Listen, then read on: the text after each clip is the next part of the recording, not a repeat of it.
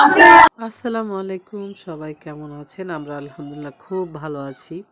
প্রথমেই যে গীতটা শুনলেন সেটা হলো আমাদের জামালপুরের ঐতিহ্যবাহী গীত, যেটা বলে মানে বিয়ের সাথে তো এরকম গীত হবেই।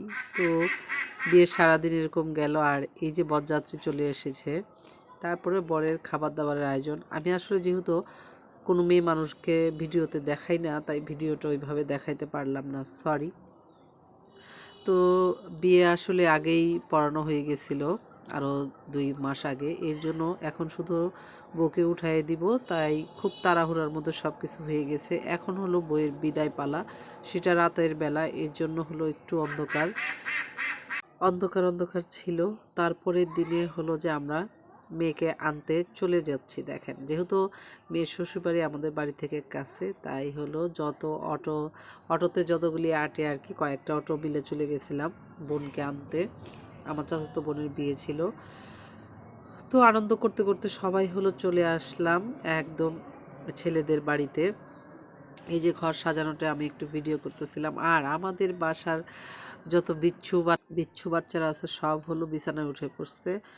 তো আমি খাট সাজানোটা একটু ভিডিও করতেছিলাম। আমি আসলে খাবারের ভিডিওগুলো ওইভাবে করিনি। তারপরে বাচ্চাদের ভিডিও শেষে দেখেন আমরা চলে আসছি বাড়িতে। আসার পরে সন্ধ্যার পরে আমাদের আয়োজন মুড়ি মাখা। প্রথমে সিদ্ধান্ত নিলে হলো ধনিয়া পাতা কাঁচামরিচ দিয়ে, পরে বলল আমার ফুপু মাখাইতেছে, ছোট ফুপু বলতেছে না মাংসের ঝোল আছে, এটা দিয়ে সবাই একসঙ্গে বসে আড্ডা দিয়ে তারপরে হলো এটা জামাই যেদিন বাজার করছে সেদিনের। আমি সব জায়গায় লেট, এটা সত্যি কথা। যেমন জামাই বাজার করে নিয়ে আসছে, আমি দেখতেই পারি নাই, পরে শেষে যায় দেখি কাটাকাটি হয়ে গেছে। এই যে এটা হলো গরুর মাংস রান্না করা হচ্ছে, এগুলো সব হলো জামাইয়ের বাজার। আর সন্ধ্যার পরে আমরা বোনেরা মিলে একটু ঢং করতেছিলাম, যেহেতু শাড়ি পরে গেছিলাম, সবাই মিলে একটু ঢং ঢং করতেছিলাম।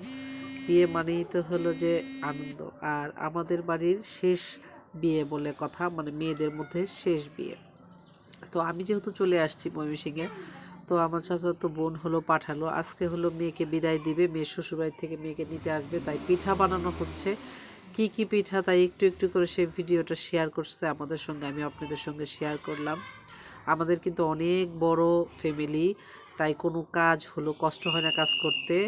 যেহেতু চাচিরা হলো 5-6 জন চাচি, তারপরে হলো আমরা ফুপুরা, এই হলো কথা। এটা হলো মেয়ের খালা, সবাই মিলে কাজ করতেছিল। সবাই কাজ করলে হলো